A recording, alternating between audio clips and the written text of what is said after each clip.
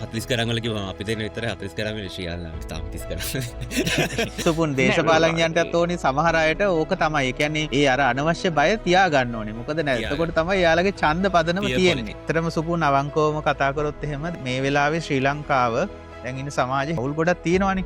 ඉතින් අවුල් ගොඩ ලෙහෙන එකම ටූල් එක එකම යතුර තමයි අධ්‍යාපනය. නමුත් මම විශ්වාස කරන අධ්‍යාපන ප්‍රතිසංස්කරණවල අනිවාර්යෙන් තුලනාත්මක අධ්‍යයනය. කියන්නේ ඕනෑම විෂයක් සම්බන්ධයෙන් මැදිහත් සිතින් ආගම වේවා, ලිංගිකත්වය වේවා, ජාතිය වේවා, සාහිත්‍ය වේවා, whatever. ඒ ඕනෑම විෂයක් සම්බන්ධයෙන් හැමදේම ඉගෙනගෙන තමන්ට හරි දේ අර ප්‍රත්‍යක්ෂ ඥාණයෙන් වටහා ගන්න ඕනේ පුද්ගලයෙක් තමයි බිහි වෙන්න ඕනේ.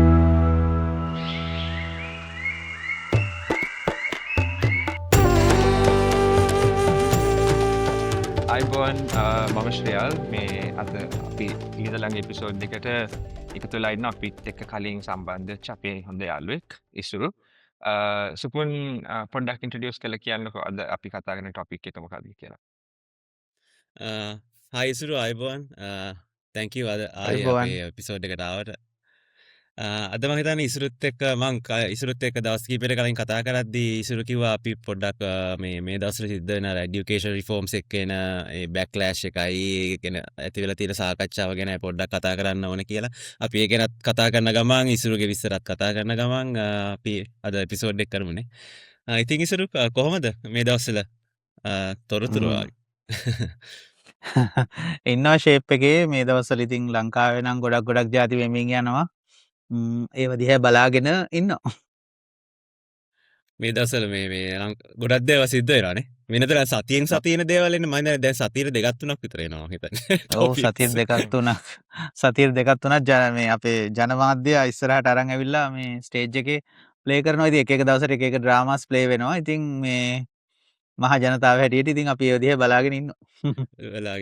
මට එක වෙනසක් එහෙම කියනකොට තේරෙන්නේ එක වෙනසක් ඉස්සර කලින් අවුරුදු දෙකකට විතර වගේ වෙනකන් ඔය ටොපික්ස් ගෙනාවේ ආණ්ඩුව පැත්තෙන්නේ මොනවා හරි අර ආණ්ඩුවේ තියෙන මොනවා හරි දේවල් වහ ගන්න හරි මොනවා හරි මට හිතෙනවා දැන් ආණ්ඩුවට වැඩි ටොපික්ස් අරගෙන ඉන්නේ මේ අනිත් පැත්තෙන් නිකන් විපක්ෂෙන් ටොපික්ස් අරන් එනවා ආණ්ඩුවට තියෙන ඒවා ටිකක් නිකන් ඒවෙන් වහන්න නිකන් අර ඉගිනි නිවන්න වගේ තමයි මම හිතන්නේ මේ දවස්වල මේ ආණ්ඩුවට තියෙන ලොකුම වැඩේ.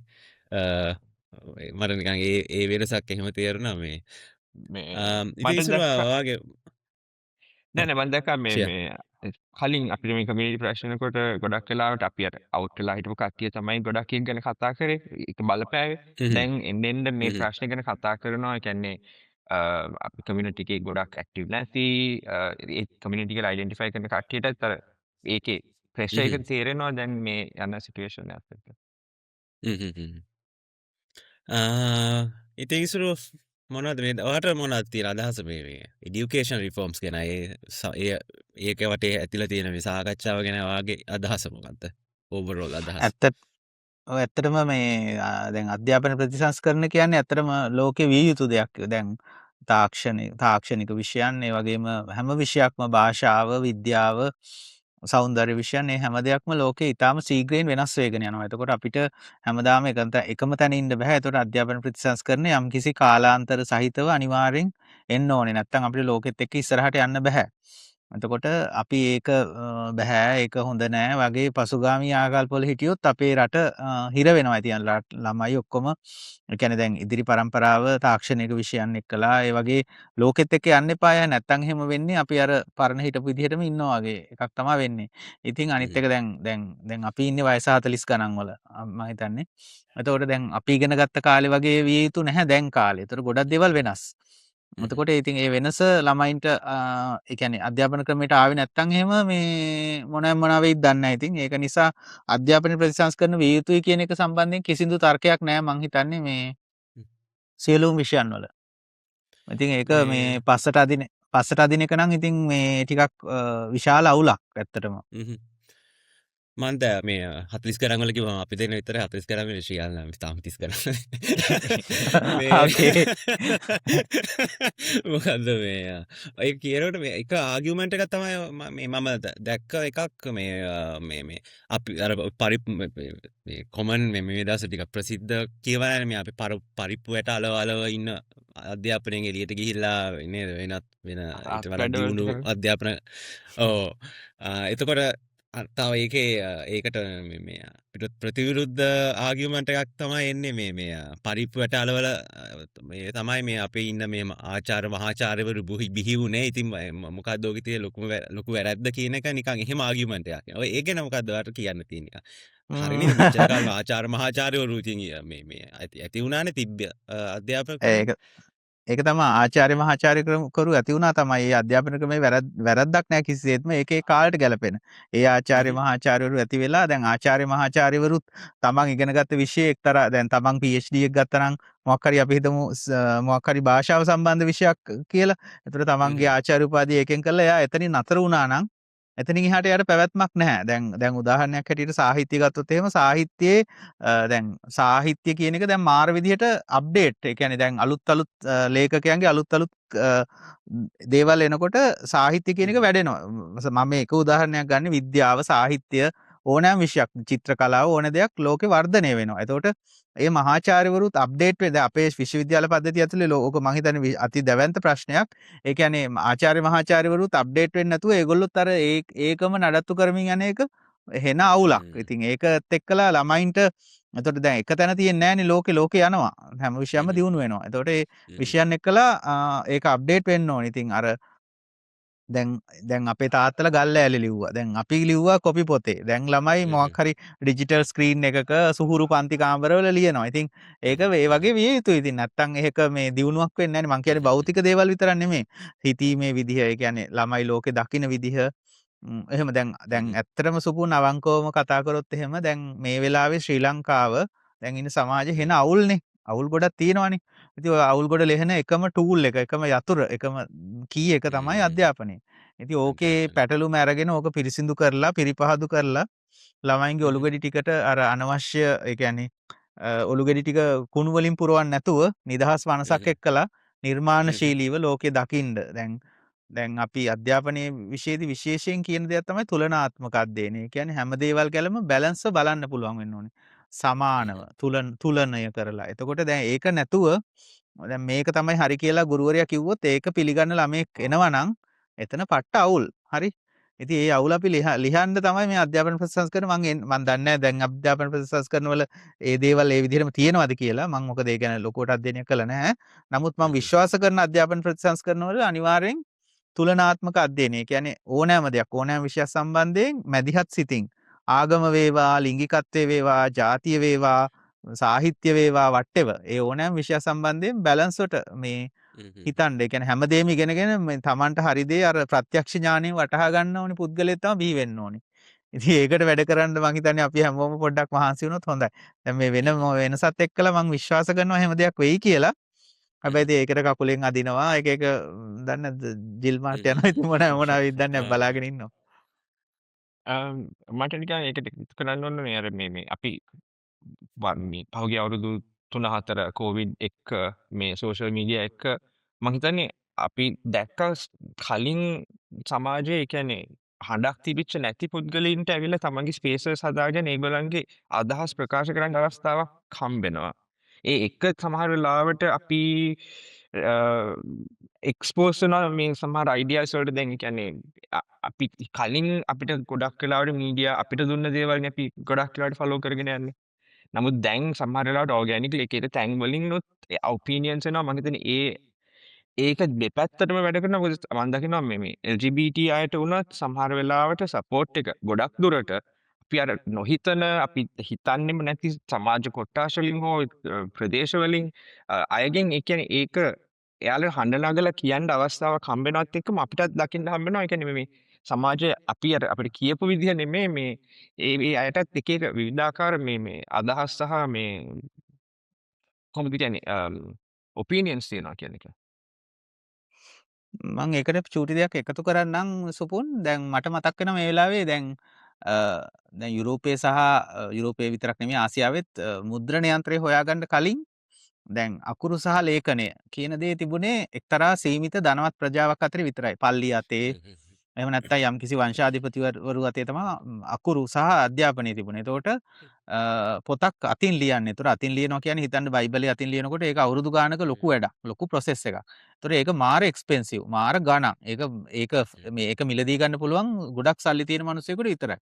හැබැයි ජෝන් ගුටෙන්බර්ග් මේ මුද්‍රණ යන්ත්‍රය නිපදෙව්වා. නිපදෙව්වට පස්සේ මොකද වුනේ? හැමෝටම ඇක්සස් ලැබුණා පොත් කියවන්න. ඒතර ටක් ටක් ටක් ගාලා නොලෙජ් එක ෂෙයා වුණා. දැන් ඒ වගේ දැන් අපිටත් දැන් මේ වෙලාවේ දැන් අර මේ ශ්‍රියාල් කිව්වා වගේ මොබයිල් ෆෝන් එක තියෙනවා, ලැප්ටොප්ස් තියෙනවා, සෝෂල් මීඩියා තියෙනවා. ඒතර අපේ වොයිස් එක අපිට දාන්න ඕනේ තරම් ස්පේසස් තියෙනවා. ඒතර කතා කරන්න පුළුවන් නොලෙජ් එක එනවා. ඉතින් ඒක මේ වෙලාවේ හරි මේ මං හිතන්නේ හරි හොඳ දෙයක්. ඉතින් ඒ වගේ මං හිතන්නේ අධ්‍යාපනය ඇතුළෙත් මං හිතන්නේ ඒක කොහොමද මේ මිනිස්සෙක් හරියට යූස් කරන්නේ මේ තියෙන දේවල් වගේ අවයානස් එක ළමයින්ට එන්න ඕනේ. මේ ඒකට මොකද කියන්නේ අපි ජනමාධ්‍ය සාක්ෂරතාව සිංහල වචනය.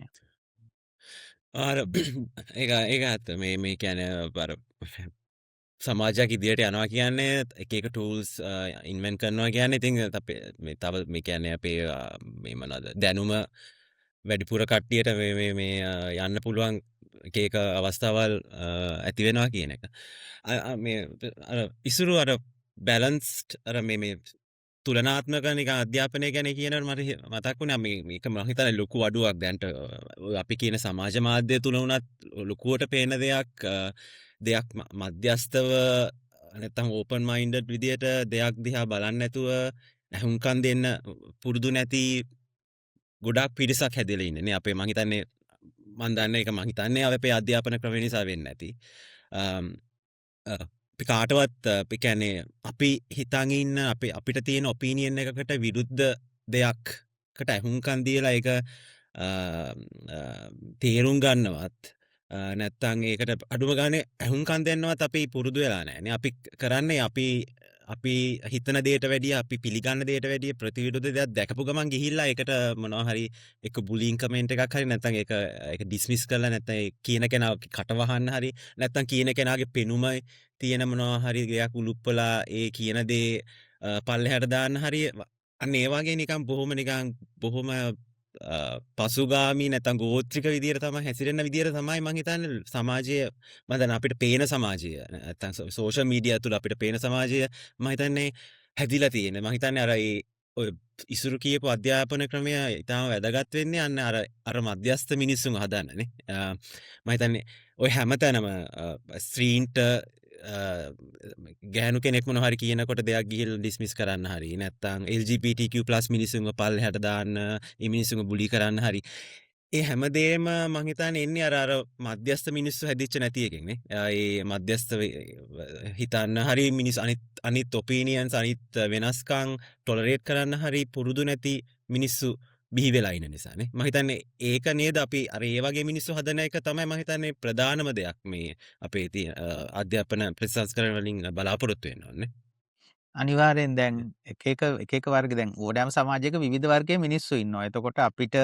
සමාජය විසින් එක සමාජ විසින් දෙන ලද වටිනාකම් තියෙනවා වැලියුස්. එතකොට දැන් ඒ වැලියුස් කියලා සමහර වෙලාවට අපි ඊටාම අර යල් පැනපු ප්‍රායෝගික නොවන අනිත් කෙනාව ඩිස්ක්‍රිමිනේට් වෙන හිංසාවට පත් වෙන දේවල් වුණත් වැලියුස් කියලා අපි නඩත්තු කරමින් ඉන්නවා වෙන්න පුළුවන්. එතකොට මේ සම්බන්ධයෙන් මං හිතන්නේ අධ්‍යාපනය ඇතුලේ ළමයෙකුට දෙයක් දුන්නොත් ඒක හරි වටිනවා. දැන් වැඩිහිටියෙක් යමක් කිව්ව පමණින් ඒ සත්‍යක් වෙන්නේ නැහැ. එතකොට ඒක හරිද වැරදිද? එතකොට වැඩිහිටියෝ කියන ඕනේ දෙයක් අහන්න ඕනේද? ඒ වගේ ඒක ඊටා මං හිතන්නේ අපි බරපතලව මේ අපි සාකච්ඡා කළ යුතු මාතෘකාවක් මේ සුපුන්. මොකද මේ ඒ කියන්නේ අපේ වැලියුස් කොච්චර දුරට යාවත් කාලීන විය යුතුද? වැලියුස් ඕනේ නැහැ කියන එක නෙමෙයි මං අදහස් කරන්නේ. ඒවා අප්ඩේට් වෙන්න ඕනේ. යාවත් කාලීන වෙලා අද සමාජයට අපිට සමාජයක් හැටියට සාර්ථකව ඉස්සරහට යන්න හොඳ ඒ කියන්නේ සාර්ථක මිනිස්සෙක් නිර්මාණය කරන්න ලංකාව ඇතුලෙන් මං හිතන්නේ හරි වැදගත් අධ්‍යාපන ප්‍රතිසංස්කරණ අනිවාර්යයෙන්. ඒ කියන්නේ වැලියුස් කියන ඒවා අපිට වැලියුස් කියලා දීලා තියෙන ඒවා ඇත්තටම වැලියුස්ද කියලා ප්‍රශ්න කරන්න පුළුවන් මිනිස්සු ටිකක් ඉන්න ඕනේ. අපි ප්‍රශ්න කරන්න පුරුදු වෙන්න ඕනේ. අපි අනිවාර්යයෙන්.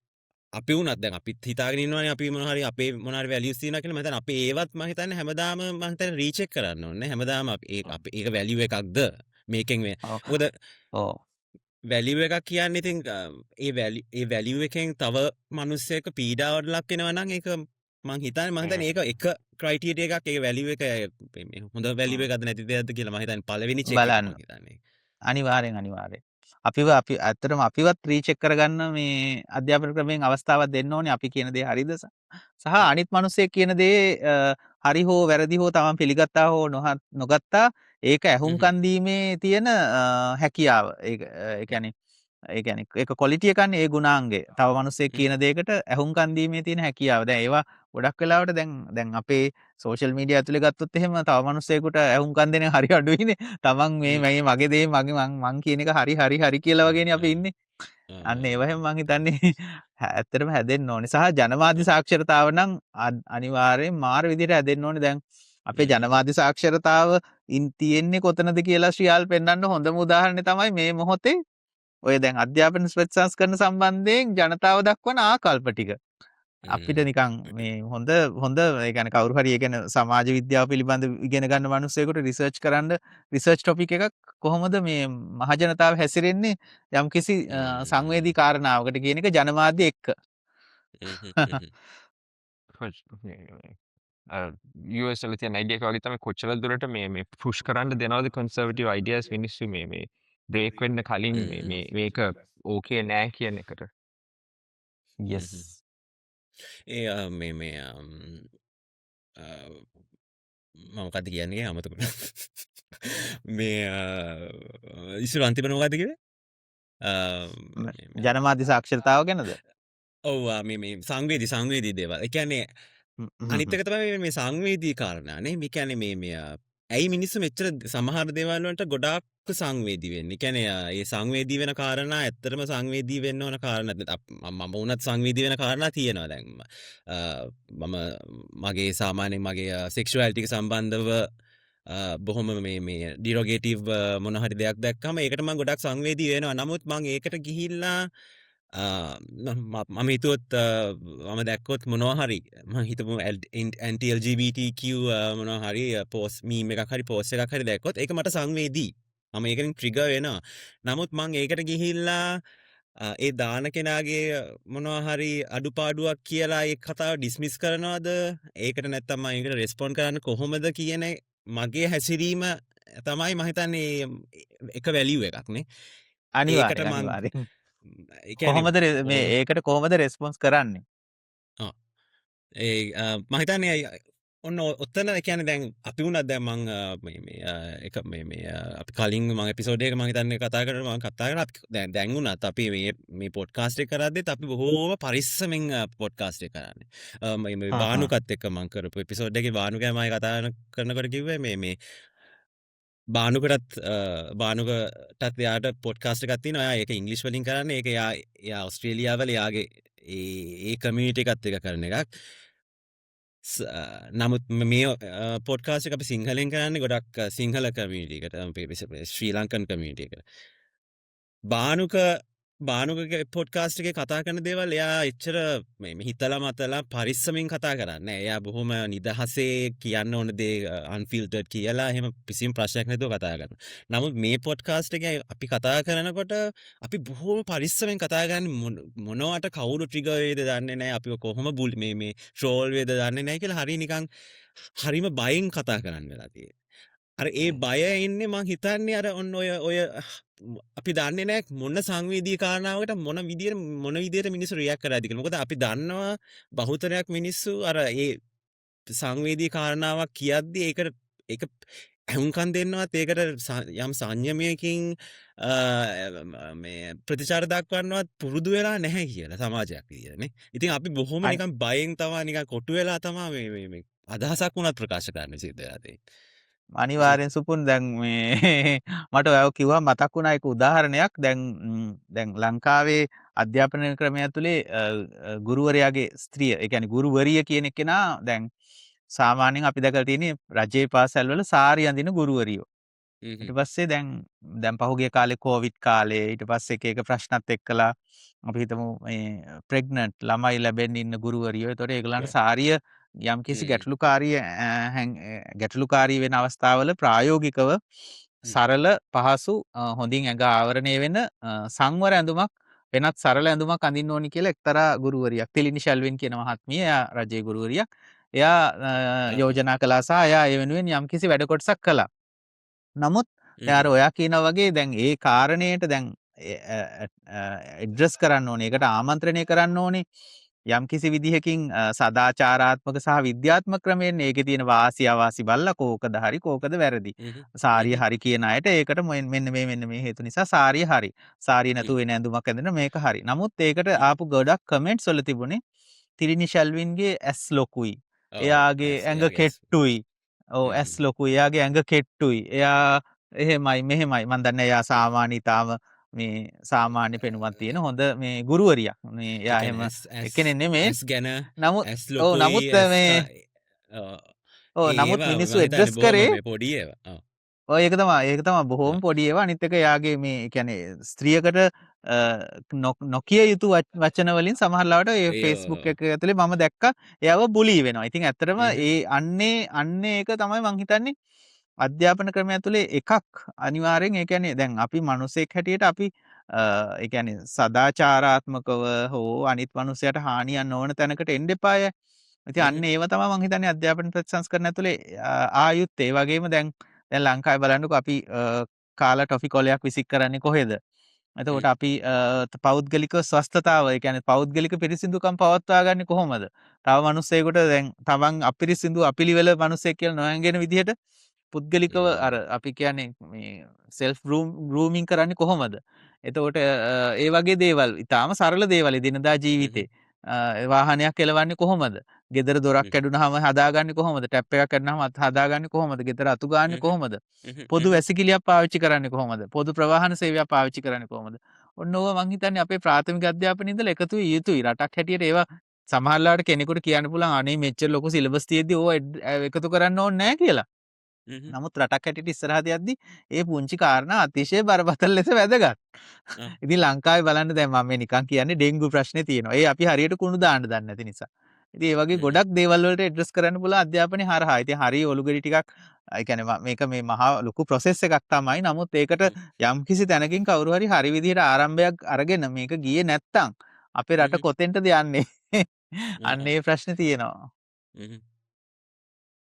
මේ ඔය කියනකොට මට මතක් වුණා ඒ කියන්නේ දැන් අර ඔය දැන් මේ දවස්වල ආපු ඔය අධ්‍යාපන ප්‍රතිසංස්කරණත් එක්ක ආපු එක චෝදනාවක් තමයි විශේෂයෙන්ම මොඩියුලර් ක්‍රමය මමත් එහෙම ලොකුට අධ්‍යයනය කරලා නැහැ මම එහෙම අධ්‍යාපනඥයෙකුත් නෙමෙයි ඒවා මේ අධ්‍යයනය කරලා ඒවට ෆීඩ්බැක් දෙන නමුත් මම මේ කතා කරන්නේ මම දකින දේවල් එක්ක ඔය ලොකුම චෝදනාවක් තමයි මේ අර පෙරටුගාමී කෙනුත් මම හිතන්නේ කියලා තිබ්බා මේ කවුද නම් මට මතක නැහැ ඇඩ්වාන්ස් මදි කියලා.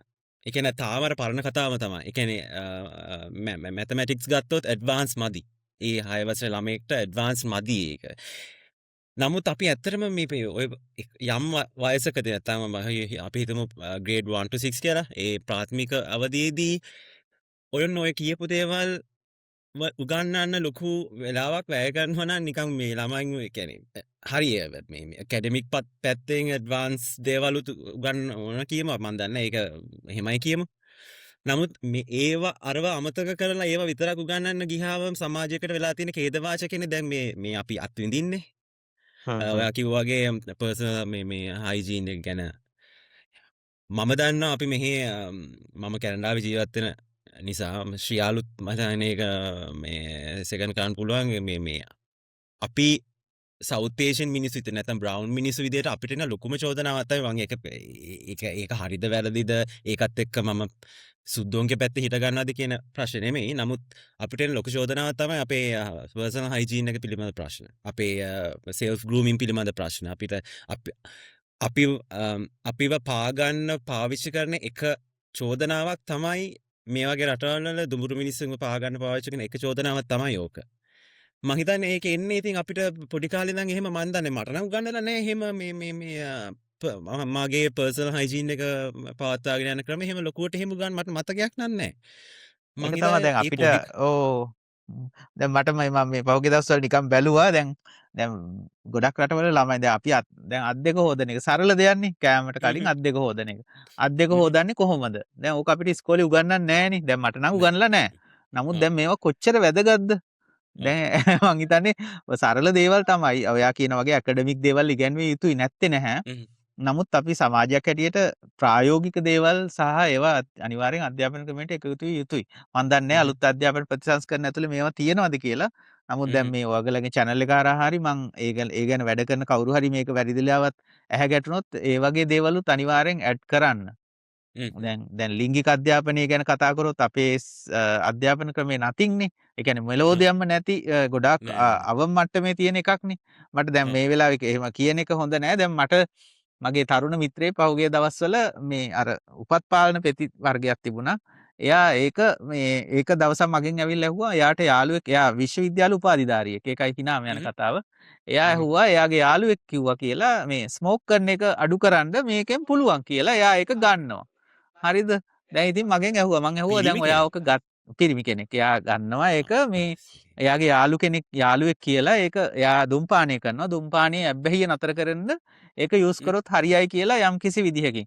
ඒතකොට දැන් අපි යම්කිසි ඖෂධයක් ගන්නකොට වෛද්‍ය නිර්දේශයක් ලබාගත යුතුයි කියන බේසික් මූලික දැනුම ඒ ළමයා උපාධිධාරියෙක් වුණාට නැහැ. ඉතින් එහෙම හ්ම්. උපාධිධාරියෙක් නිර්මාණය කරන අධ්‍යාපන ක්‍රමේ නැවත ප්‍රශ්න කළ යුතු නොවේද? හ්ම්. මම එක හ්ම්. උදාහරණයක් කිව්වා. ඔයා නිකන් පොඩ්ඩක් හොයාගත්තොත් ඕන තරම් උදාහරණ දකි. ඉතින් ඒවා ඇත්තටම මේ ඉතින් ඒ වගේ දේවල් මං හිතන්නේ දැන් ලිංගික අධ්‍යාපනය එහෙම අනිවාර්යෙන් අති දැවැන්ත ලෙස ලංකාවට එන්න ඕනේ. දැන් ලංකාවේ කොච්චර අපි නෑ කිව්වත් ලංකාවේ අඩු වයසෙන් ගෑනු ළමයි ගැබ් ගන්නවා. ගොඩාක් හ්ම්. මේ ඒ ස්ත්‍රී දූෂණ තියෙනවා වහාලා. ඒ කියන්නේ ගැහැණු හ්ම්. ළමයි අපචාරයට ලක් වෙනවා. ඒව එළියට එන්නේ නැහැ. එතකොට ඒ ගැන හ්ම්. කතා කරන්න වේදිකාවක්. එතකොට ලිංගිකව සම්ප්‍රේෂණය වෙන රෝග ගැන කතා කරන්න වේදිකාවක්. ඒවට හ්ම්. කොහොමද අපි අප්‍රෝච් කරන්නේ? එතකොට ඒ වගේ විශාල මං හිතන්නේ දේවල් සංඛ්‍යාවක් තියෙනවා. අපි අධ්‍යාපන ක්‍රමය අත නොතියන්න හෝ අත තියන්න බය කියලා බොරු බිල්ලෙක් මවල බය කරපු. ඉතින් ඒ බිල්ලව අපි පොඩ්ඩක් ඒ බිල්ලව මේ හරියට බිල්ලෙක් නෙමෙයි මේවා උගන්විය යුතුයි කියන මතය හ්ම්. සමාජගත කරේ නැත්තම් මේ හ්ම්. මොන විදිහෙන් හරි ඒවා අධ්‍යාපනයට ආවේ නැත්තම් මං හිතන්නේ අපි දැන් කොච්චර ලස්සන රටක් සුන්දර රටක් ආර්ථිකව සමෘද්ධිමත් රටක් කිව්වට අපිට ඒ හ්ම්. ගමන එන්න දූර වෙනවා ඔය වගේ මූලික කාරණා අපි සම්පූර්ණ කළේ නැත්තම්. එහෙම නේද? මං හිතන්නේ. අනිවාර්යෙන්. මට ෂියර් වෙච්ච දෙයක් මහත්තයා. එකතු කරන්න ඔව් ඒ කියන්නේ මෙහෙමයි දැන් මගේ එක්ස්පීරියන්ස් එක ගත්තාම අධ්‍යාපන ක්‍රමයත් එක්ක සහ මම මේ පොඩි කියන්නේ අවුරුදු 11 ඉඳන් 16 වෙනකන් හොස්ටල් එකේ ඉන්නකොට ඒත් ඉස්කෝලේ එන්වයරන්මන්ට් එක ඇතුළේම ඉන්නේ ටීචර්ස්ලා තමයි වෝඩන්ස්ලා එතන ඒ ඉකෝසිස්ටම් එකට තමයි ෆ්ලග් වෙලා ඉන්නේ. නමුත් එතනදී මං හිතන්නේ අපිට කොයි වෙලාවකවත් ළමයෙකුගේ මෙන්ටල් හෙල්ත් සිටුේෂන් එක කොයි වගේද? ඒ කියන්නේ අයිඩෙන්ටිටි ප්‍රශ්න නිසා මොකක්ද තියෙන ගැටලුව සෝෂියල් ඉකොනොමික් ස්ටේටස් එක නිසා එන ඒ තරාතිරම් ભેදය උඩ ඒ ළමයි එක තැනකදී සොසයිටි එකත් එක්ක එන්ගේජ් වෙන විදිහ සහ එන්ගේජ් නොවන විදිහ එතන සමහර වෙලාවට ඒගොල්ලන්ගේ අර පර්සනල් බැරියර්ස් නිසා අපි ගත්තොත් ADHD වගේ දෙයක් නිසා ඒක early දැනගන්න නැතුව යන එක අන්තිමට එන්නේ නිකන් හ්ම්. රූඩ්නස් ක්වොලිටි එකක් විදිහටනේ. පස්සේ අර ADHD තියෙන කෙනා දැනගත්තට පස්සේ ඒක ආය කරන්න මේවා කරද්දි ඉතින් අර ඒක කලින් ඒ වගේ දේවලුත් දැනගන්න පුළුවන් නම් ඒවත් අර මේ ළමා අධ්‍යාපනය සම්බන්ධව එකතු කරගෙන එන්න පුළුවන් නම් මම හිතන්නේ ගොඩක් වටිනවා. හ්ම්. මොකද මේ තව ඉසුළු කීප දෙයක් මට රෙසනේට් වෙච්ච දේ තමයි ලිංගික අධ්‍යාපනය සම්බන්ධව හෝ HIV සම්ප්‍රේෂණ රෝග සම්බන්ධව කතා කරන්න ප්ලැට්ෆෝම් එකක් තියෙන්න ඕනේ කියන එක. දැන් මේ පවතින මේ LGBT මේ LGBT අතර තියෙන මේ ප්‍රතිචාරය නිසා කෝපරේට් සෙක්ටර් එකෙන් වර්ල්ඩ් ඒඩ්ස් ඩේ එකට තියෙන ස්පොන්සර්ෂිප්ස් ඔක්කොම අයින් කරගන්නවා. හරි. එතකොට එතනදී පාඩුවක් වෙන්නේ කාටද? LGBT කමියුනිටි එකටම නෙමෙයිනේ. තව පැත්තකින් අධ්‍යාපන ක්‍රමයේදී අයිඩෙන්ටිටි කියන එක LGBTI කියන කතා නොකර ඇවිල්ලා දැන් ඉන්න ඩොක්ටර්ස්ලා තීරණ ගන්න ස්ථානවලදී ඉන්නකොට ඒ කමියුනිටිස් වලට ගොඩක් වෙලාවට අර සිස්ටමැටිකලි පහත් විදියට සලකන්නේ. සමහර ඉන්ටර්වෙන්ෂන්ස් ඒවා ගේ අයට තියෙන ඉන්ටර්වෙන්ෂන්ස් පුළුවන් තරම් පරාක්කු කරලා පුළුවන් තරම් වෙනස්කම් කරලා තියෙනවා. මේ මගේ පර්සනල් එක්ස්පීරියන්ස් එක ඒගොල්ලෝ ඉන්ස්ටිටියුෂනලි ඒගොල්ලන්ගේ බයසස් අරන් ඇවිල්ලා තියෙන විදිය. නමුත් ඔය ඔක්කොම ආපහු යන්නේ අපිට ඒ අයිඩෙන්ටිටීස් මිනිස්සු සමානතාවය සහ අර හියුමන් ඩිග්නිටි කියන එක සම්බන්ධව පොඩි කාලේ ඉඳන් එඩියුකේෂන් සිස්ටම් එකක් ඇතුළට එම්බෙඩ් වෙලා නැති හින්දා කියලා මට හිතෙනවා. අනිවාර්යෙන් ශ්‍රියාල් කියන එකත් එක්ක 100% එකඟයි. ඇත්තටම මේක මේ මහා සමාජයටනේ කෙලින්ම බලපාන්නේ. ඒ කියන්නේ එක කමියුනිටි එකකට විතරක් නෙමෙයිනේ ඒ ප්‍රශ්නේ බලපාන්නේ මුළු සමස්ත ශ්‍රී ලාංකික ප්‍රජාවටමයි. ඒ කියන්නේ මේ සමාජය කියන කියනකොට මිසියට සාමාන්‍ය කියන 15ක් කියලා LGBTQ+ මේ පොපියුලේෂන් එකේ 15ක් කියලා සමාජය කියලා කියනකොට ඉතින් මේ අපිත් ඉන්නේ ওই සමාජය ඇතුළෙම තමා. අපේ ප්‍රශ්න අමතක කරනවා කියන්නේ අපේ ප්‍රශ්න වොයිඩ් කරලා නිකන් මේ මහා සමාජය කියන්නේ මහා මේ සුචරිතවත් හරිම සුදු කිසිම ප්‍රශ්නයක් නැති අසමලිංගික වචනයක් තියනවාද කියලා. ඒ කියන්නේ මේ මහා සමාජය සමලිංගික නැති මහා සමාජයක් කියලා එකක් නැහැ. ඒ ඔය නෑ අපි නෑ. හැමෝම අපි හැමෝම කොහේ හරි ස්පෙක්ට්‍රම් එකකින් අපි හැමෝම සෙක්ෂුවැලිටි ස්පෙක්ට්‍රම් එකේ කොහේ හරි ඉන්නේ. එහෙම සුදු කළු කියලා නිකන් බයිනරි තැනක නෙමෙයි ඉන්නේ. මේ සමාජය කියන එක මේක එකට බැඳිච්ච එකිනෙක අතර තියෙන සම්බන්ධකම් තියෙන එකට මුහු වෙච්ච දෙයක්. සමාජයේ එක කොටසකට යම් ප්‍රශ්නයක් වෙනවා කියන්නේ ඒ සමාජයට වෙන ප්‍රශ්නයක් තමයි. ඒක මේ එක කොටසක් එහෙම නිකන් කොරන්ටයින් කරලා තියන්න බෑ. අනිත් ඒක බෑ. සමාජ කොටාශයක්. අනිත් එක මැජොරිටි එක කියන්නේ මයිනොරිටි ගෲප්ස් ගොඩක එකතුවක්. දැන් ස්ත්‍රීන් වෙන්න පුළුවන්, ADHD ළමයි තියෙන්න පුළුවන්, ඔටිසම් ස්පෙක්ට්‍රම් එකේ තියෙන ළමයි වෙන්න පුළුවන්, ද්‍රවිඩ ජාතිකයෝ වෙන්න පුළුවන්, මුස්ලිම් ජාතිකයෝ වෙන්න පුළුවන්, සුන්නත් කරපු අය, සුන්නත් නොකරපු අය, ඔය වගේ චූටි මයිනොරිටිස් මම මේ නිකන් උදාහරණයකට ගත්තේ. මයිනොරිටිස් ගොඩක එකතුවක් තමයි මැජොරිටි එක වෙන්නේ. ඉතින් එතකොට එක මයිනොරිටි එකක ප්‍රශ්නයක් කියන්නේ මැජොරිටි එකේ ප්‍රශ්නයක්. එතකොට මේක අර කාටද අර මට ගහනකම් ඒ ප්‍රශ්නේ මගේ නොවේ විය යුතු නැහැ. අනිකට ගහනකොට ඒක ඔව් අනිවාර්යෙන්. I mean, it's all capable. Sorry. නෑ මං කිව්වේ ඒ කියන්නේ ඔක අර ඩොමිනෝස් ටිකක් එකට මෙහෙම තියලා තියෙනවා වගේ එකකට ගැහුවම මුළු මේක එෆෙක්ට් වෙනවා Collapse වෙනවා. මේ රැල්ලක් කොලැප්ස් වෙනවා මුළු සමාජයක්ම. අනිවාර්යෙන්. ඒකට ගැහුවම අපිට එනකම් බලන් ඉන්න බෑ. අපිට එනවා. ඔයගොල්ලන්ටත් එනවා ඒක එෆෙක්ට් එක. එනවා. ඒක සුමන් කියන්නේ ගොඩක් දැන් අපි අවුරුදු 10කට කලින් අපි LGBT කමියුනිටි එකේ කට්ටියට හෝමෝෆෝබියා එක්ක එන කමෙන්ට්ස් එක්ක අපි පොඩි සුළු පිරිසකට නේ ඒක කියන්නේ ඒක තේරෙන්නේ දැනෙන්නේ මම හිතන්නේ කොච්චර දුරට දැන් LGBT අය සොසයිටි එකට ආපහු මේ වෙලා ඉන්නවද ඒගොල්ලෝ අතර අනිත් අය දෙමව්පියෝ සහෝදර සහෝදරියෝ යාළුවෝ එක්ක මේ දැන් වර්තමානයේ තියෙන ප්‍රශ්න අරගොල්ලන්ට බලපානවා කියන එක තේරෙනවා. මොකද ඒගොල්ලෝ පාරක් කල්පනා කරලා බලනවා මොකද්ද මේ කියවෙන්නේ කියලා. කලින් මම දන්නේ නැහැ කොහොම මේව රෙස්පොන්ඩ් කරයිද කියලා. කලින් මම දකිනකොට ඔය පොඩි ප්‍රශ්න වෙනකොට අපේ අම්මලා තාත්තලාට ඒව ගැන ලොකු කැක්කුමක් තිබුණේ නැහැ. ඒගොල්ලන්ට ඒක ලොකු මේ ප්‍රශ්නයක් කියලා තිබුණේ නැහැ. නමුත් දැන් එන කන්වර්සේෂන් එක අපේ අම්මලා තාත්තලා පොඩ්ඩක් කල්පනා කරලා බලනවා මේ මගේ ළමයා ඉන්න මේ කට්ටියට නේද මෙහෙම කියන්නේ. දැන් මම මෙයාලව ඇක්සෙප්ට් කරලා තියෙනවා. මොකද්ද මේකේ වැරද්ද කියන එක. වදින කාලෙත් එක්ක අර එක්ස්පෑන්ඩ් වෙලා ඒක LGBT ප්‍රශ්නේ සමාජයේ ප්‍රශ්නයක් වෙලා තියෙනවා. අනිවාර්යෙන්. ඒක ඒ කියන්නේ ඕනෑම මයිනොරිටි එක ප්‍රශ්නයක් කවදා හරි මැජොරිටි එකේ ප්‍රශ්නයක් වෙනවා. අපි මේ බිල්ඩින් බ්ලොක්ස් වලින් හදපු තැනක වගේ ඉන්නේ. ඉතින් එක බ්ලොක් එකක් ඇද්ද ගමන් ඔක්කොම ටික කොලැප්ස් වෙනවා. ඒක අපි අමතක කරන්න හොඳ නැහැ කොයි වෙලාවක. අනිත් එක ඔය ලිංගිකත්වය ගැන ළමයින්ට ගන්න එක මම හිතන්නේ ඔය ඉසුරු මුලින් කිව්වේ අපි අර බොහොම බැලන්ස්ඩ් අධ්‍යාපන ක්‍රමයක් වෙන්න ඕන. අපි ටොලරන්ට් මිනිස්සු හදන්න ඕනේ. අනිත් කට්ටියට ගරු කරන අනිත් කට්ටියට අහුම්කම් දෙන වෙනස්කමට ගරු කරන මිනිස්සු හදන්න පුළුවන් පොඩි කාලේ ඉඳන් වෙනස්කම ඉගැන්නුවමනේ. මොකද අපේ මිනිස්සු හිතන් හිටියට මේ සමලිංගික වෙන්න 18 පැනට පස්සේ කියන එක එහෙම දෙයක් නැහැ නේ. ලිංගිකත්වය පුළුල් වශයෙන් ළමයට පොඩි කාලේ ඉඳන් උගන්වලා තිබ්බේ නැත්තම් එහෙම තමන්ට වැඩිය වෙනස් ලිංගිකත්ව තියෙන නැත්තම් ජෙන්ඩර් ඩයිඩෙන්ටිටිස් තියෙන අනිත් ළමයි ඉන්නවා ඒක සාමාන්‍ය දෙයක් කියලා ළමයාට ඒ දේවල් ටොලරේට් කරන්න ඉගෙනුවේ නැත්තම් නේද අපි කියන ඔය මේ සමාජීයමය කියන්නේ මුළු මහා සමාජයටම බලපාන ප්‍රශ්නයක් ඇති වෙන්නේ පස්සට යනකොට. දැන් මේ ඇති වෙලා තියෙන ඒකනේ.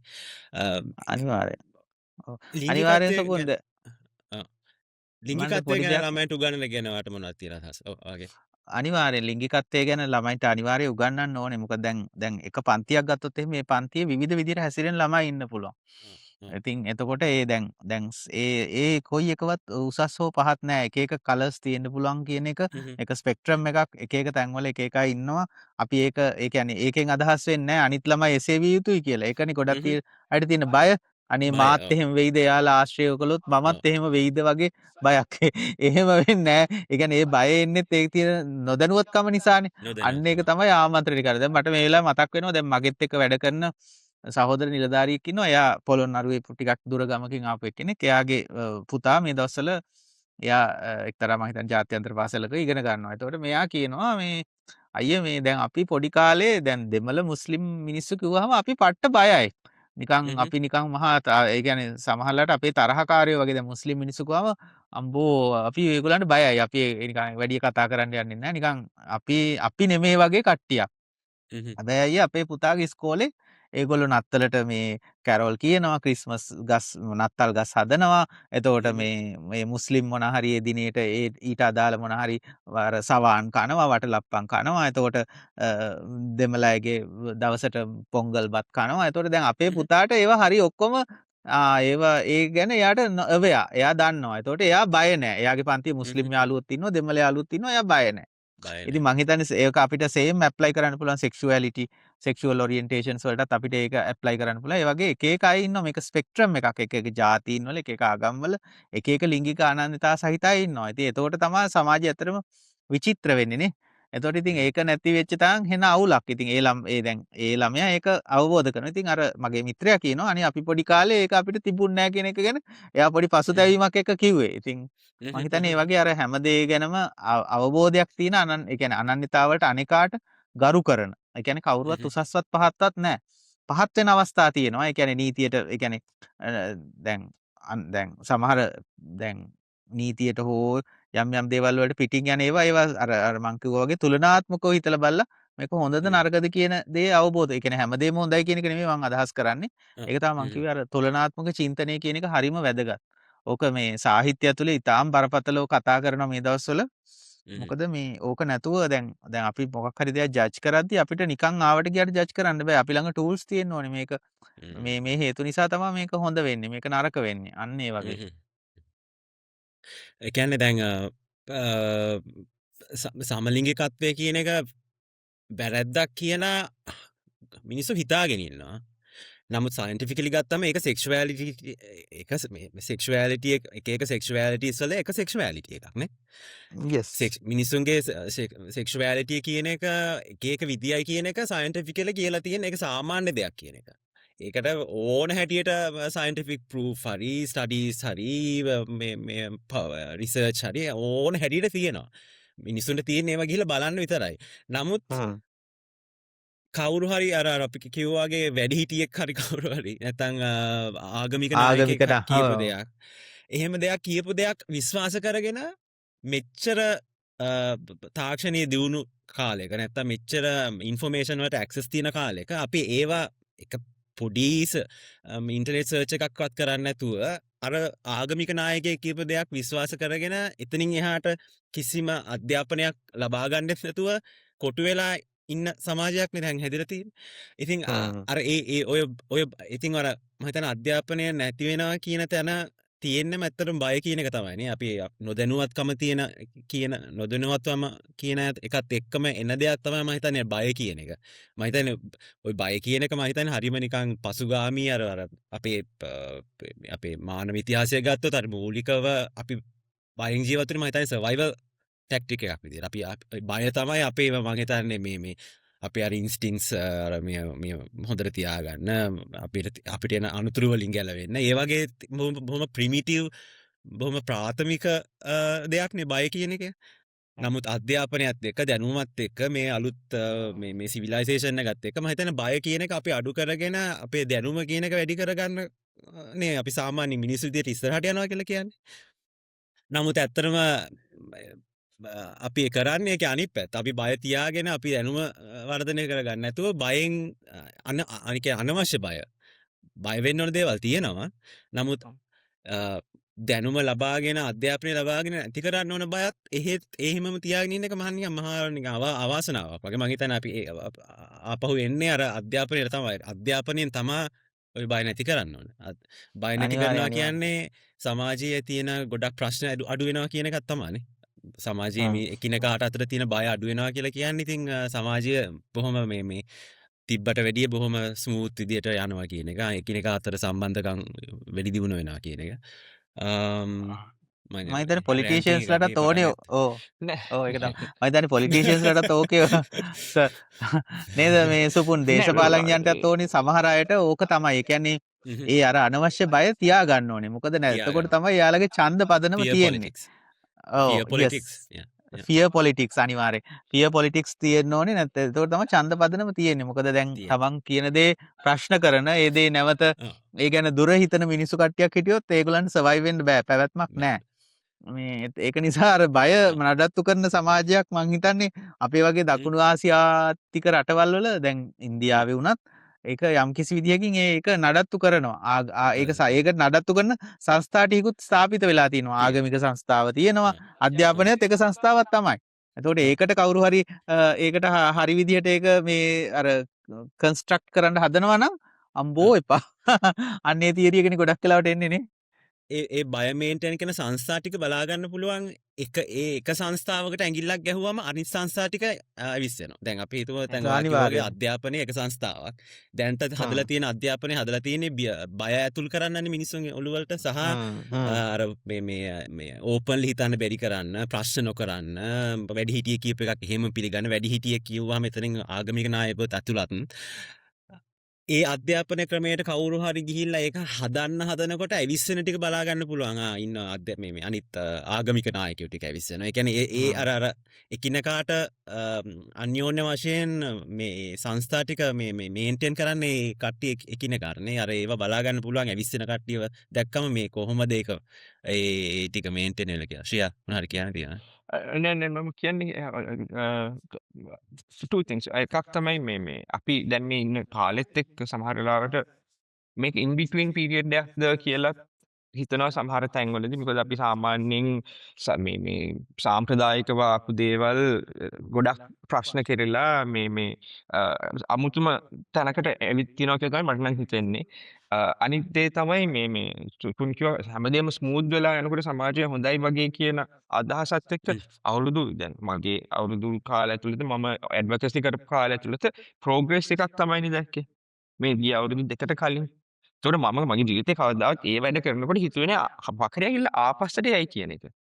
නමුත් දැන් අපිට රෙකන්සයිල් කරන්න වෙලා තියෙනවා නෑ මේ අපි හා සමානවම තව කොටසක් තියෙනවා මේක මේ ඉස්සරහට යන්නේ නැතුව ඇත්තටම මේක ඇදගෙන ආපහු වෙන පැත්තකට අරන් යන්න කියන.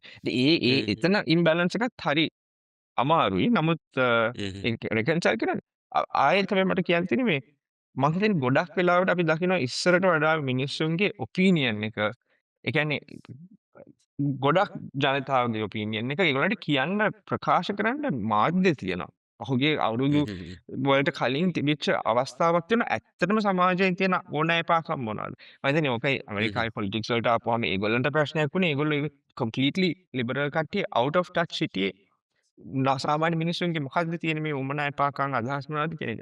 මම හිතන්නේ ඒ නිසා තමයි මට හිතෙන්නේ නිකන් in between time එකක් තියෙනවා අපිට මේ ඉවැලුවේට් කරන්න කවුරුවත් මේ දාර්ශනිකයෙක් කියන පළියටවත් දේශපාලඥයෙක් කියන පළියටවත් නෙමෙයි සමහර වෙලාවට මෙන්නම මොකක් හරි දෙයක් එන්න පුළුවන් මීඩියම්ස් ගොඩක් තියෙනවා ඔපිනියන්ස් ප්‍රකාශ කරන්න ප්ලැට්ෆෝම්ස් තියෙනවා. ඉතින් ඒවයින් සමහර වෙලාවට වෙනොන්න දේවලුත් ෂේප් වෙනවා. බට් it's interesting මේ අපි අර කලින් ජීවත් වෙලා හිටපු සමාජයට වඩා ටිකක් ලොකු එක්ස්පෑන්ඩ් වෙච්ච සමාජෙන් ජීවත් වෙන්න ඉන්නේ. සුපුන් මේ මට පුංචි දෙයක් මතක් වුණා. දැන් ඔය අධ්‍යාපන ක්‍රමයක් දැන් කිව්වා වගේ දැන් ඔයා කිව්වේ ආගමික සංස්ථාවට අග්ගල් ට්‍රිගර් වෙනවනේ. දැන් බෞද්ධ ආගමික සංස්ථාව ගැන මේ මට පොඩ්ඩක් දැන් මම උපතින් බෞද්ධ මිනිසෙක් නිසා සහ ඒක ගැන යම් පොඩි හැදෑරීමක් තියෙන නිසා දැන් ඇත්තටම බෞද්ධ ආගමික සංස්ථාව ට්‍රිගර් වුණාට දැන් බුදුහාමුදුරුවෝ බුදුන් වහන්සේගේ දේශනා ඇතුලේ කොයිම තැනකවත් කිව්වේ නැහැ මේ මං කිව්ව හින්දා මේ බුද්ධ තමයි කිව්වේ ඒක හින්දා ඔයා ඒකට කීකරු වෙන්න ඔයා ඒක අහන්න කියලා. උන්වහන්සේ කිව්වේ එව බලව අතේ තියෙන නෙල්ලි ගෙඩියක් වගේ එහි පස්සිකෝ ඒ කියන්නේ දැන් ඇවිල්ලා තමයි එහි පස්සිකෝ ඇවිල්ලා බලන්න මොකද්ද මේ තියෙන්නේ කියලා.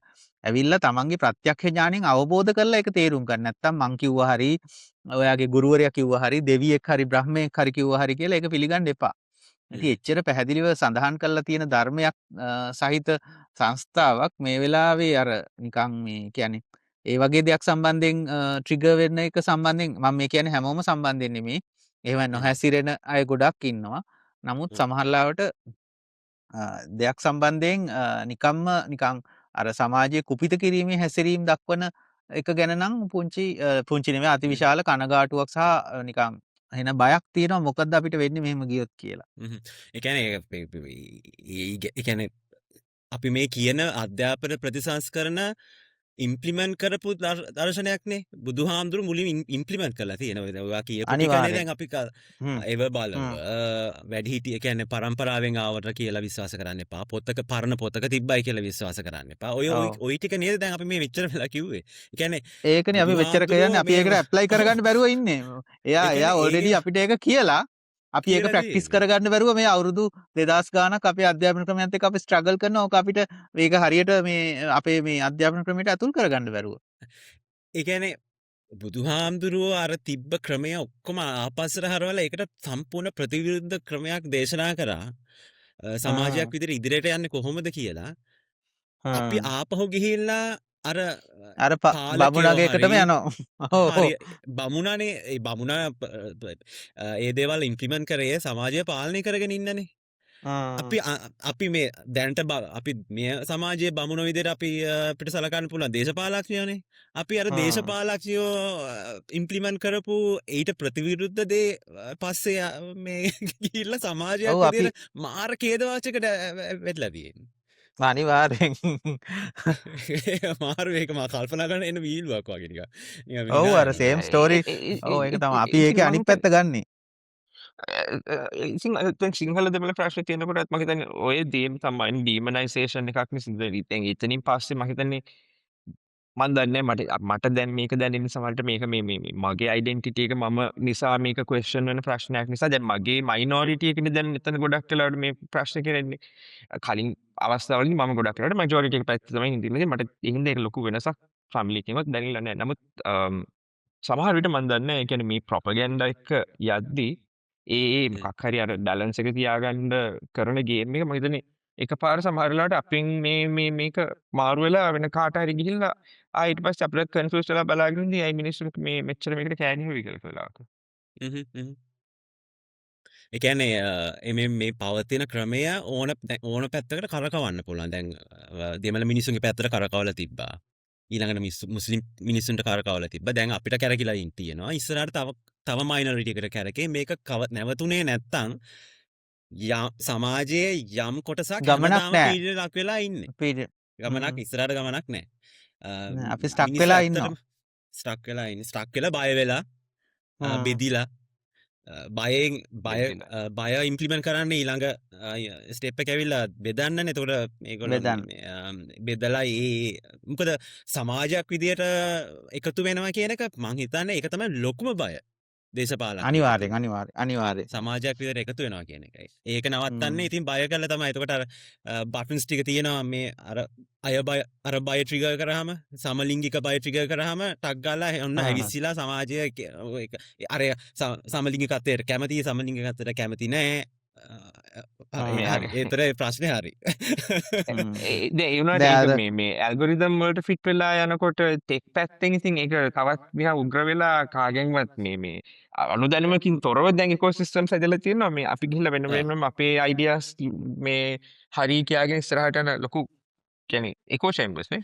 ඒ කියන්නේ ඔව් එකෝ චේම්බර්ස් ඒ කියන්නේ දේශපාලඥයෝ ඉස්සර මහන්සියෙන් කරපු දේවල් ඉස්සර මහන්සි වෙලා අර මේ එකෝ චේම්බර්ස් හදපුවා දැන් සමාජ මාධ්‍යයෙන් ඇල්ගොරිතම් එකෙන් ඒක හදලා දෙනවා. අපිට අනිත් එක අපිට ඊට එහා මතයක් අහන්න සලස්සන්නේ නැහැ නේ ඇල්ගොරිතම් එක. එයා අපි බලන ටිකට අදාළව ඒකම පෝෂණය කිරීමේ වෙන දේවල් ටිකක් දාලා ඒක එයා හදපු දේ එයා ලොකු කරගන්නවා මිසක් ඊට ප්‍රතිවිරුද්ධ තව දෙයක් ඇහිීමේ අවකාශය ඇල්ගොරිතම් එක දෙන්නේ නැහැ. ඉතින් ඒකත් හරි. ඒක මිනිස්සු තේරුම් ගන්න ඕනේ මේ algorithm it's take something technical you have to search. ඔයා ඒක හොයලා බලන්න ඕනේ. ඒ කියන්නේ ප්‍රතිවිරුද්ධ අදහසක් ඇත්තටම හොයලා බලන්න ඕනේ. ඒ කියන්නේ තමන්ගේ ඊගෝ එක මසාජ් කර ඉන්න නැතුව අනිවාර්යයෙන්. ඒක තමයි අධ්‍යාපනය වෙන්න ඕනේ. ඒ හෙවීම සර්ච්.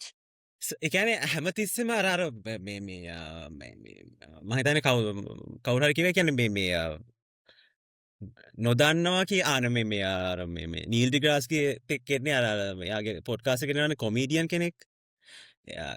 එයා කියනවා එයා කොමීඩියන් කෙනෙක්. නමුත් එයා ඒගොල්ලන්ගේ පොඩ්කාස්ට් එක ඇවිල්ලා ඇස්ට්‍රොෆිසික්ස් නැත්නම් ෆිසික්ස් ගැන ඒවා ගැන කතා කරනවා.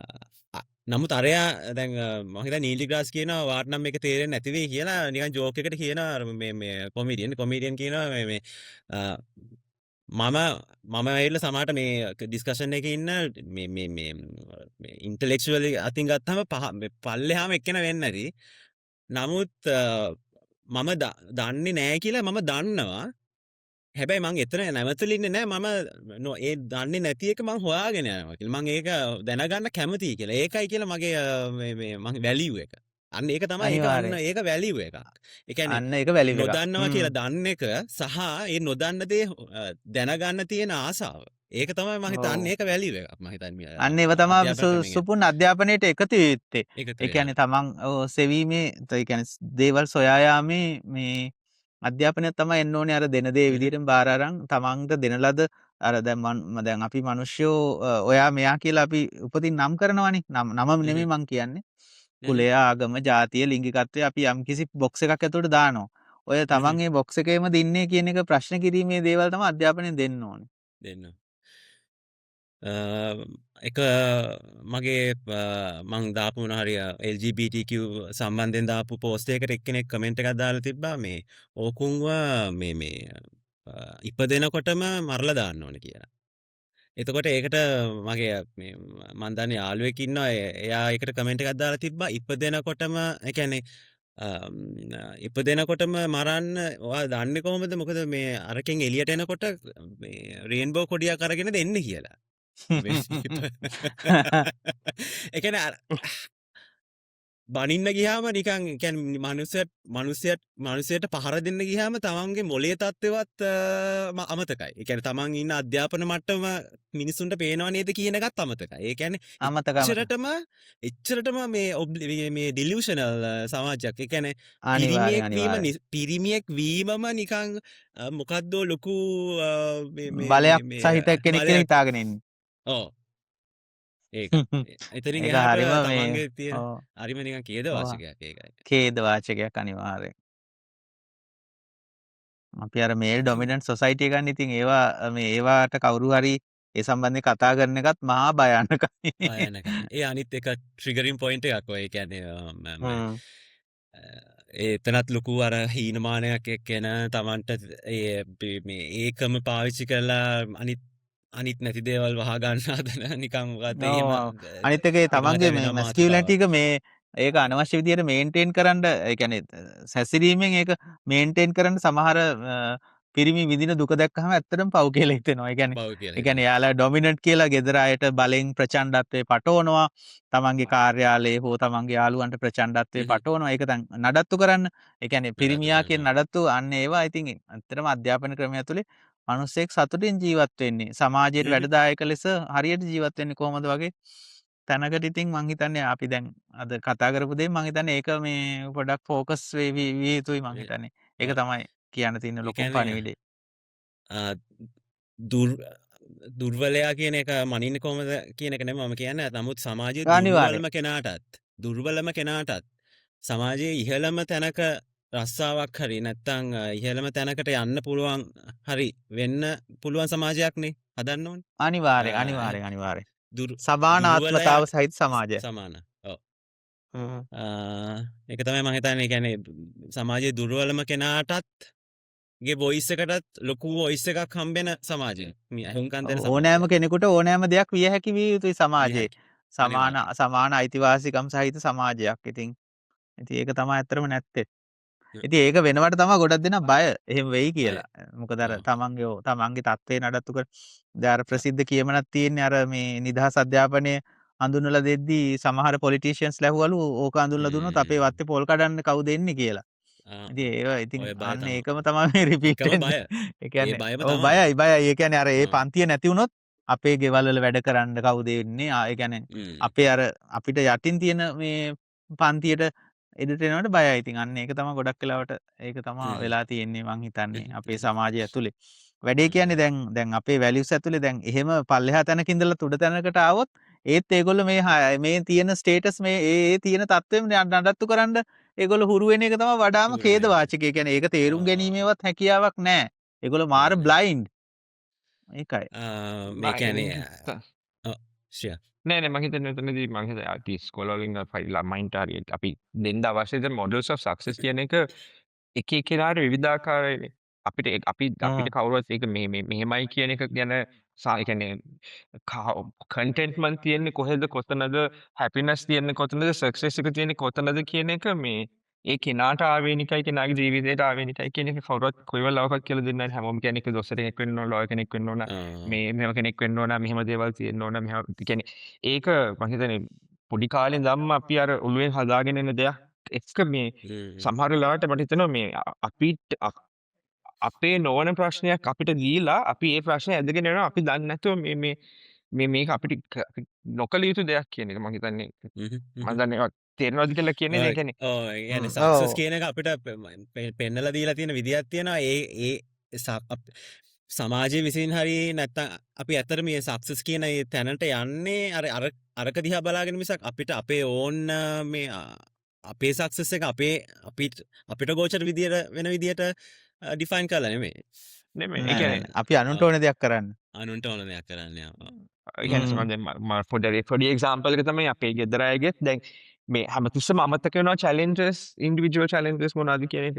ඒ නිසා අර එයාලම දකින්න මගේ සක්සස් එක තියෙන්නේ එයාලගේ මිනුම් අතර මිසක් මාව දැනගෙන මගේ තියෙන පුළුවන්කම හෝ ඒක කන්සිඩර් කරලා නෙමෙයි. ඒකත් ඒ බ්ලයින්ඩ් කේජ් එකක් තමයි ඒක.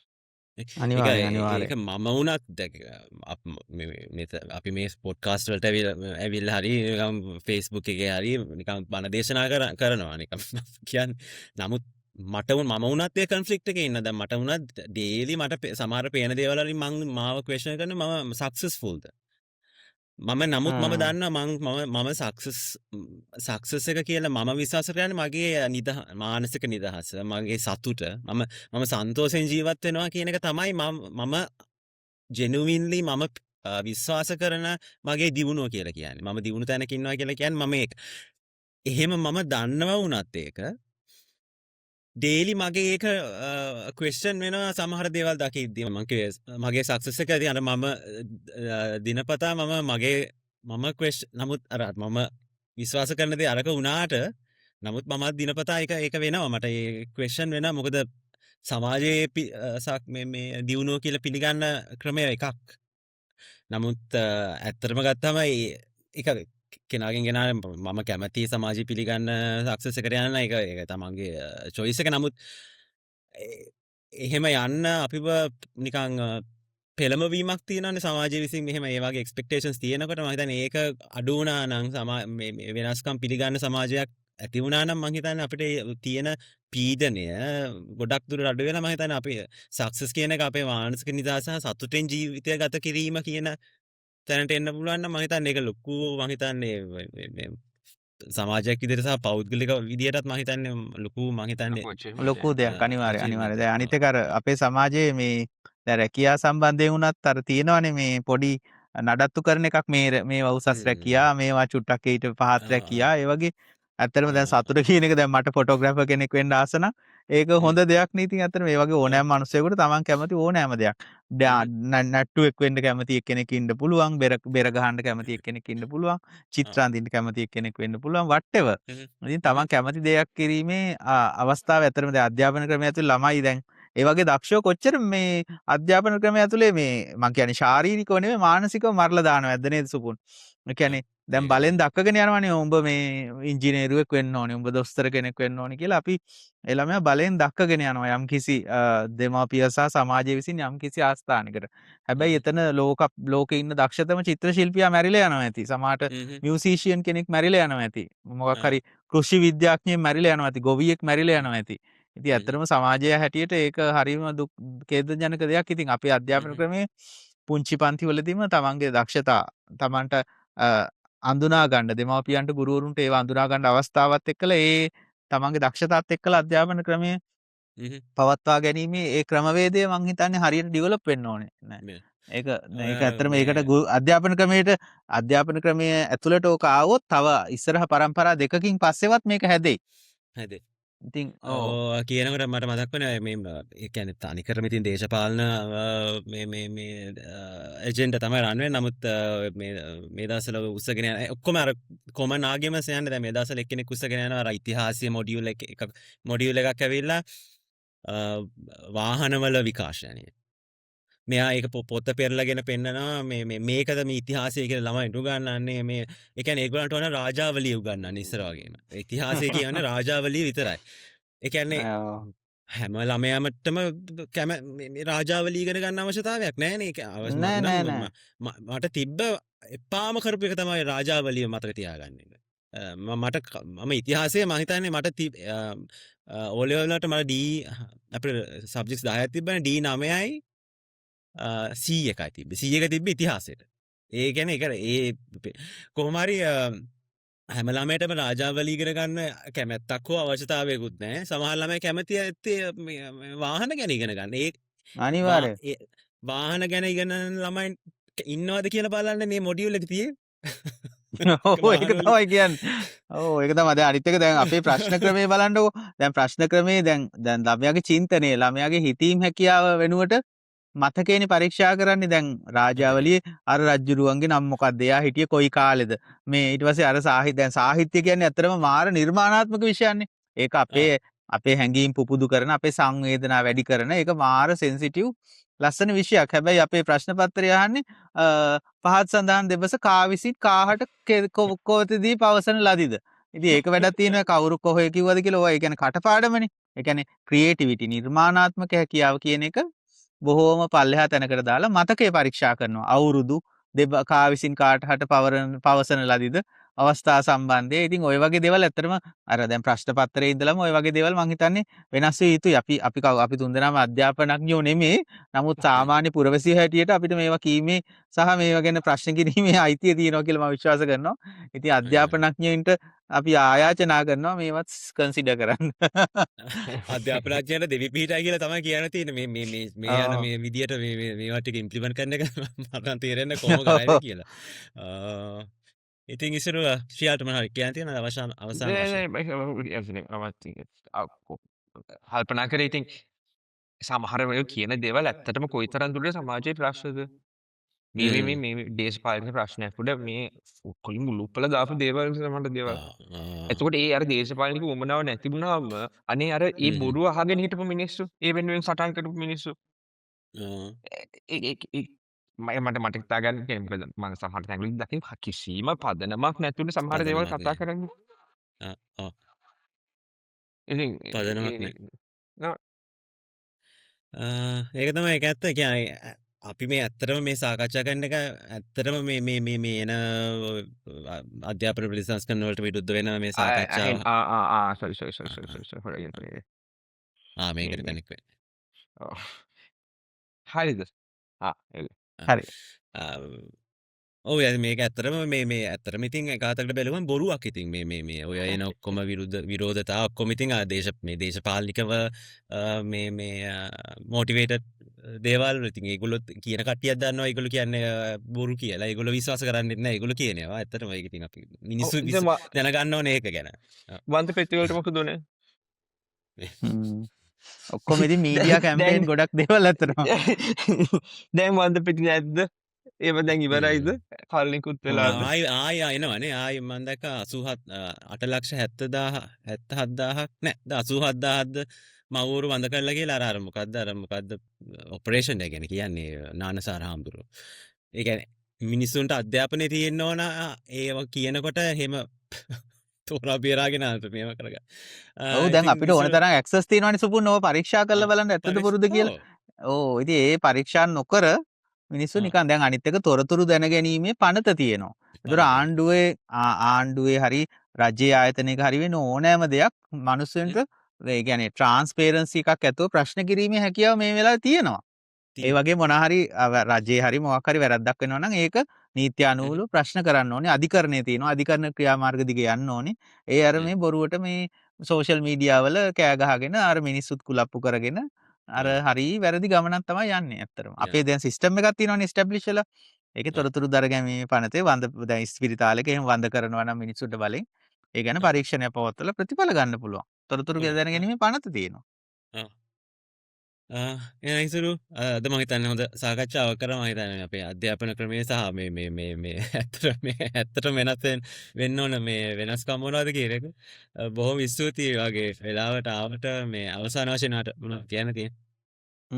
මට ආරාධනා කරාට ස්තුතියි. ඇත්තටම මේ ඊටාම වැදගත් මාතෘකාවක් කතා කරන්න. ඉතින් ඒකට සම්බන්ධ වෙච්ච ගැන සතුටුයි. ස්තුතියි.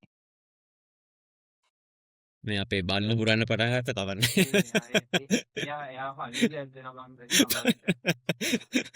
දැන් ඇති එන්න කියලා. වෙලාවරි. එහෙනම් ඉසුරු බොහොම ස්තුතියි. එහෙනම් අපි හරි. thank තවත් you. මේ වගේ සාකච්ඡාවකින් හම්බෙමු. ආයිබෝන්. ආයිබෝන්.